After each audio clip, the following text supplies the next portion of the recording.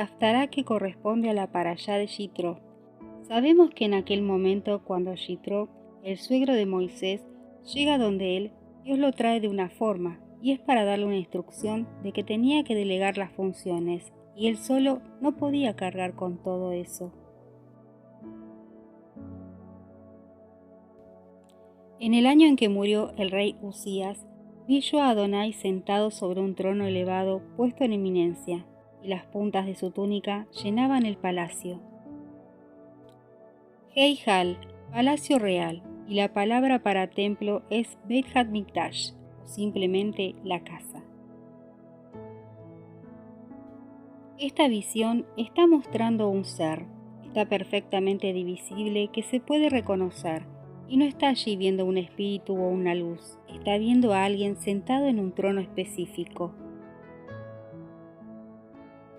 Está utilizando la palabra Heijal como símbolo del palacio real, el trono de la majestad, y hablamos aquí en la teología de la Merkabá.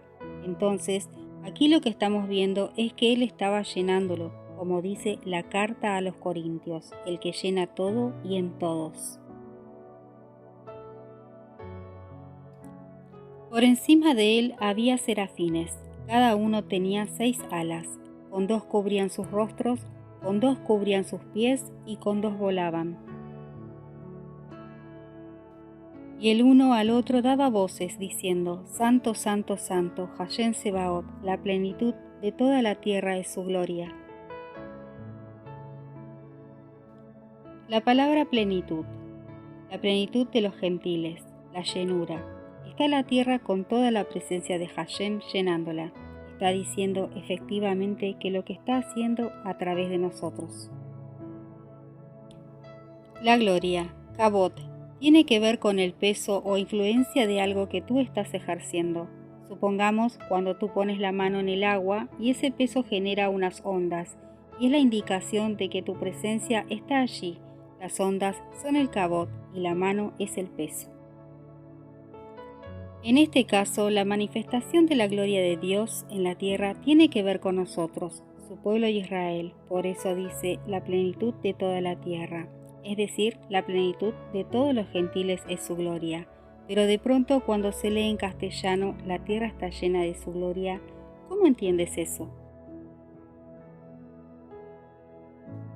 Y lo que estamos viendo, que esto no es un lenguaje poético, espiritual o abstracto, es concreto, la plenitud de toda la tierra es su gloria. Y los quiciales de las puertas se estremecieron con la voz del que clamaba, y la casa se llenó de humo. Entonces dije: ay de mí que soy una mera apariencia, porque siendo hombre desordenado, tamé de labios, y habitando en medio del pueblo que no es apto de labios, yo habito.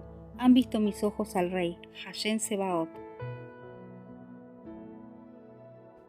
Apariencia. Este lenguaje de la apariencia sale en un salmo, es decir, en comparación, no soy nada con todo lo que estoy viendo. Yo soy una sombra que pasa. Tamé, desordenado, incompatible, no cumple con los parámetros que Dios ha establecido. Él no era apto para proclamar las bondades y las misericordias de Dios. Soy una mera apariencia, no soy apto de proclamar. En pocas palabras, no soy digno. La actitud dependería de acuerdo a los parámetros de Dios. No se apartará de tu boca este libro de la Torá, sino que meditarás y harás conforme a lo que está escrito. Entonces el mismo Isaías se da cuenta en ese momento de que viene de habitar en un contexto de una gente que habla lo que no es. De gente que no prefiere la palabra de Dios y si la prefiere no la hace, porque no solamente como dice Jacob, no solamente ser oidores, sino hacedores. Y en este caso diríamos que en el pueblo de Israel lo normal era proferir palabra, y si la palabra de Dios estaba en tu boca, la tenías que hacer. Eso era lo más lógico. Entonces Isaías se da cuenta de que están totalmente desfasados y desenfocados de lo que es el plan de Dios, de lo que es la santidad, y él se siente totalmente inepto para proclamar su gloria. Hashem Sebaot, indicador claro de Yehoshua HaMashiach. Hashem, de la plenitud de los atributos. Ese nombre no debería traducirse Hashem de todas las huestes. Los nombres propios en hebreo no pueden formular constructos. Aquí mismo está violando una regla gramatical al traducir Jehová de los ejércitos. Los nombres propios no construyen constructos. Hashem Sebaot es un solo nombre, con una sola pieza, y esta palabra lo que está dedicando aquí es todas las huestes de los atributos divinos. Es importante recordar que cuando hablamos de Hashem Sebaot es Yehoshua, está allí implícito y como lo dice en Colosenses, en él habita corporalmente toda la plenitud de la deidad, corporalmente. Y esta corporalidad es la que Isaías ve sentado en el trono alto y elevado puesto en eminencia, y a él es al que adoran los serafines. Y en Apocalipsis dice que los serafines son expresión más grande y notoria de la santidad, y por eso tiene que ver con el tema de la serpiente que mandó a hacer Moisés. Y voló hacia mí uno de los serafines, teniendo en su mano un carbón encendido, tomado del altar con unas tenazas. Y tocó sobre mi boca y dijo, he aquí esto tocó tus labios, y se apartó tu iniquidad, y tu pecado ha sido reconciliado. Está habilitando con ese toque el poder hablar la gloria de Dios, y esto es simbólico. Después escuché la voz de Adonai que decía, ¿a quién enviaré? ¿Y quién irá por nosotros? Entonces respondí yo, heme aquí, envíame a mí. Shlach, enviar, raíz shalach. Esta traducción del texto masorético la hace inteligible. Solo es el Evangelio el que nos permite comprender este pasaje. Y dijo, anda, y di a este pueblo, oíd bien, y no entendáis, ved por cierto, mas no comprendáis. Engruesa el corazón de este pueblo, y agrava sus oídos, y ciega sus ojos, para que no vea con sus ojos, ni oiga con sus oídos, y su corazón entienda, ni se convierta, y haya para él sanidad. Como que Dios está ordenando que no haya salvación, ni sanidad, ni para él ni para nadie. Vamos a buscar el equivalente en el Evangelio.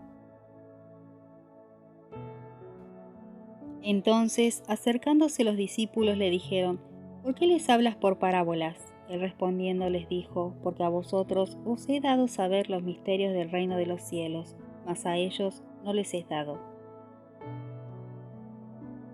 La palabra mashal significa ejemplo, una comparación. ¿Cuál es el objetivo de la palabra mashal? El mashal tiene el propósito de facilitar el entendimiento. En primer lugar, hay que ubicarlo primero en el valor de la palabra. Una parábola es el ejemplo, la comparación, un proverbio, un adagio, un aforismo. Un mashal es para comparar, para que tú entiendas. Entonces, ellos de alguna manera, los discípulos, un poco celosos, vienen y le preguntan, ¿por qué les hablas en parábolas? No es que le esté hablando para que no entiendan, y la traducción lo sugiere. Entonces Yehoshua, él respondiendo les dijo, porque a vosotros os he dado saber los misterios del reino de los cielos, mas a ellos no les es dado. Entonces ellos le preguntan, ¿por qué les das cosas sencillas de entender y no lo mismo que a nosotros? Y es que Yehoshua les había dado a ellos a entender el reino de los cielos, que es el mismo Yehoshua. A ustedes les haré conocer las intimidades de los secretos del reino de los cielos, pero a ellos les hablo por ejemplos. Los misterios, las profundidades del reino de los cielos, Mashiach. Porque a cualquiera que tiene se le dará y tendrá más, pero al que no tiene, aún lo que tiene le será quitado. Por eso les habló por parábolas, porque viendo no ven y oyendo no oyen, ni entienden.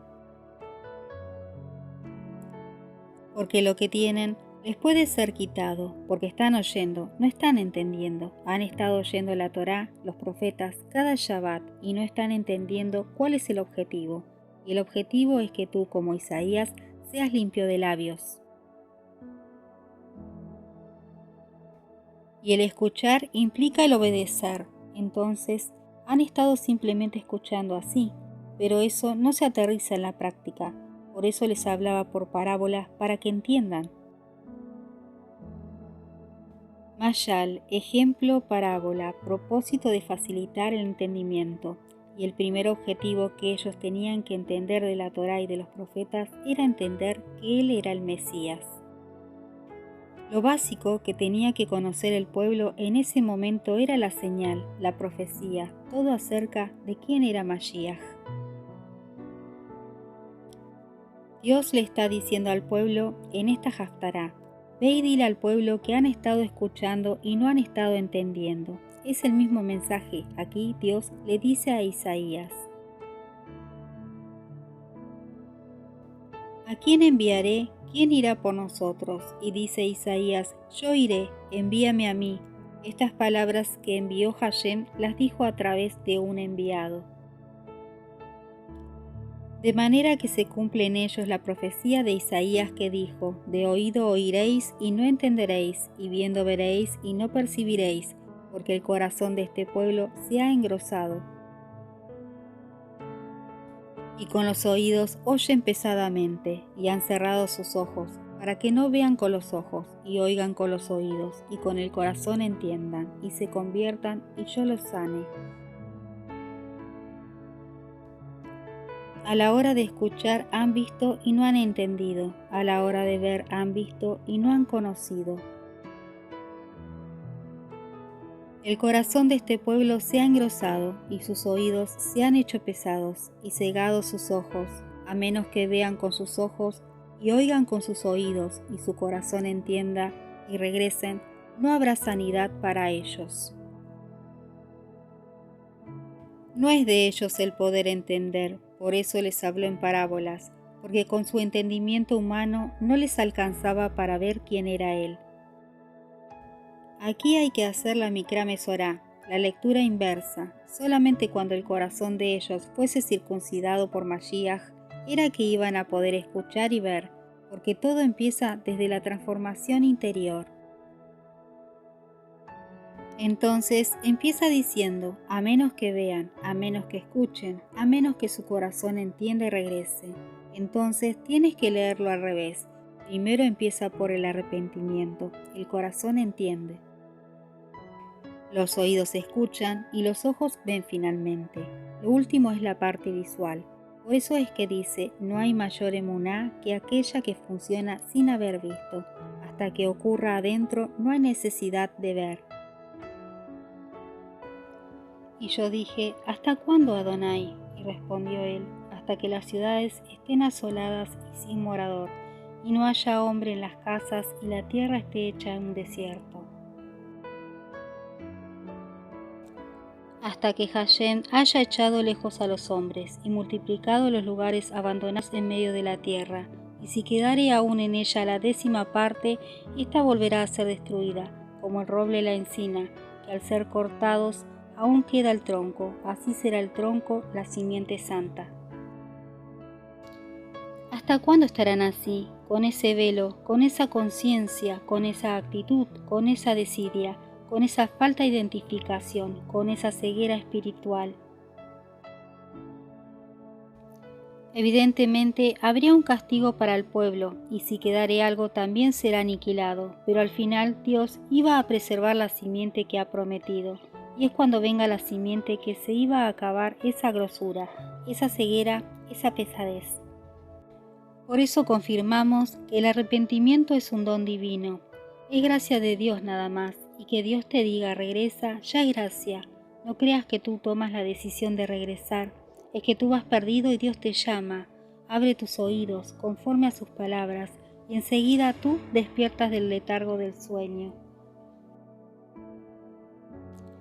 Dios dio esta palabra a través de un enviado: heme aquí, envíame. Puede ser que alguno, en su juicio racional, llegar a decir que eso es lo lógico, de decir envíame, pero el punto aquí está en que yo diga o decida ir, sino que Dios apruebe, ese es el punto. Sera Kodesh, simiente de la santidad, Mashiach, quien acabaría con la grosura del pueblo. Cerramos entonces aquí en el Sera Kodesh, que iba a venir a acabar con la grosura del pueblo de Israel y de los gentiles, porque ha dicho toda la plenitud de la tierra. Aconteció en los días de Acaz, hijo de Jotán, hijo de Usías, rey de Judá, que Resín, rey de Siria, y Peca, hijo de Remalías, rey de Israel, subieron contra Jerusalén para combatirla, pero no la pudieron tomar. Profecía de Isaías 6:1. En el año que murió el rey Usías, 742 a.C., y esta palabra que fue en los días de Acaz, nieto de Usías, fue en el 725, en Isaías 7:1. Pasaron casi 17 años entre un capítulo y otro. Y les fue declarada a la casa de David, pueblo de Judá y Benjamín, diciendo: Siria se ha confederado con Efraín, y se le estremeció el corazón, y el corazón de su pueblo, como se estremecen los árboles del monte a causa del viento. Entonces dijo Hashem a Isaías: Sal ahora al encuentro de Acaz, tú y Sear-Jasub, tu hijo, al extremo del acueducto del estanque de arriba, en el camino de la heredad del lavador. Al extremo del acueducto del estanque de arriba, en el camino de la heredad del lavador. Dato clave, fundamental para terminar de entender toda esta profecía. Cuando ocurrieron estos hechos, la ciudad de Jerusalén no pasaba de ser un pequeño cono. Esa era la ciudad de David, lo que hoy se conoce como el monte del templo era un pequeño cuadrado. Y el templo estaba ubicado justo a un extremo de la ciudad de David. La ciudad de David era una parte pequeñita, la ciudad antigua de David, así se le llama. El nombre técnico es Ir David, la ciudad de David. Resulta que en Jerusalén hay 3 valles que se encuentran en uno solo, el valle del Kidrón, que por ahí va un arroyo que es el Nahal Kidrón, el valle Tiropión, y por medio al lado de la ciudad de David pasaba el valle Tiropión. El valle de Ginom, que está en el sur. En la ciudad de David pasaba el valle Tiropión. En la ciudad vieja es en donde están ocurriendo los hechos. Luego, en la era de los Hasmoneos, hicieron una segunda muralla y encerró y bordeó todo el valle de Ginom, y encerró la pileta que estaba allí. Luego, más tarde en la historia, en la época de Herodes, se hizo otra muralla que fue la segunda muralla que encerró el valle de Tiropión. Y luego más tarde se construyó la tercera muralla, que es lo que terminó cerrando lo que es la ciudad moderna hoy. Lo que existía en la época del profeta era la ciudad de David, que era muy pequeña. Vea la calzada del campo del lavador. Resulta que esa piscina queda hoy en lo que se conoce la ciudad vieja, la puerta de Shehen. Había una piscina de arriba, porque había una abajo. A la piscina de arriba se le llamó la calzada del lavador. Isaías sale de la ciudad, quizá atraviesa, usó las puertas del templo, del monte del templo, atraviesa el valle del Tiropión y termina llegando a la puerta del Shehen, donde había una reserva de agua. La segunda piscina está en la ciudad de David. Ir David se le llamó Shiloach, el enviado. Y dile: guarda y repósate, no temas, ni se turbe tu corazón a causa de estos cabos de tizón que humean, por el ardor de la ira de Resín y de Siria, y del hijo de Remalías. Ha acordado maligno consejo contra ti el sirio. Con Efraín y con el hijo de Remalías diciendo: vamos contra Judá y aterroricémosla, y repartámosla entre nosotros, y pongámonos en medio de ella por rey al hijo de Tabel. Por tanto Hashem el Señor dice así: no se levantará ni será.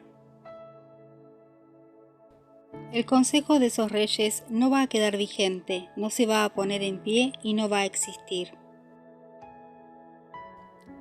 Porque la cabeza de Siria es Damasco, y la cabeza de Damasco Resín, y dentro de 75 años Efraín será quebrantado hasta dejar de ser pueblo. Y la cabeza de Efraín es Samaria, y la cabeza de Samaria el hijo de Remalías. Si vosotros no exhiben fidelidad en mí, no serán cargados, llevados en brazos. Esta Jaftará no es casualidad que se corte aquí y termine en Isaías 9. Y ojo que dice así: dijo Adonai, no se levantará, no quedará en pie y no existirá, porque la cabeza... Pero la principal razón que no se va a levantar ese consejo y que no iba a existir es porque hoy tenemos que leer Isaías 9:6. Estos reyes estaban tramando la alianza para destruir a Yehudá y poner otro rey allí. Había una cohesión, una unión diabólica para ir a acabar con la simiente de Judá y rey de Judá. Y aquí más que Ahaz, es con la figura del rey de Judá, y el rey de Judá primario es Mashiach. Así que atacar a Ahaz era atacar a Mashiach, espiritualmente sería destruir la simiente, a Mashiach. Y Dios dice esto, no se va a levantar ni se va a dar el consejo de ellos. ¿Por qué? Porque un subordinado será parido para nosotros, un heredero será dado para nosotros, y el principado será sobre su hombro, y llamará su nombre Maravilla, Consejero, Dios poderoso, Padre de la eternidad, Príncipe de paz. Príncipe de paz, porque viene en condición de siervo, Yelet es subordinado. Irónicamente, esta piscina del sur se le llamó con el tiempo Shiloah, que es el enviado, y Mashiach se paró a hablar en el Shiloah. En el último y gran día de la fiesta, Jesús se puso en pie y alzó la voz diciendo: si alguno tiene sed, venga a mí y beba. El que cree en mí, como dice la Escritura, de su interior correrán ríos de agua viva. Esto dijo del Espíritu que habían de recibir los que creyeren en él, pues aún no había venido el Espíritu Santo, porque Jesús no había sido aún glorificado. ¿Y a quién enviaré? Es una pregunta retórica. Isaías se ofreció, pero ya Dios sabía a quién iba a enviar. Isaías murió y nadie bebió de él, solamente era una profecía. Entonces Dios mismo iba a enviar a su cuerpo en sacrificio, iba a venir él mismo en persona. Por eso dice: este pueblo no me ha reconocido, voy a ir en persona allá. Y le habló en tercera persona siempre, que va a ir un siervo, que va a ir una simiente, y que era él mismo.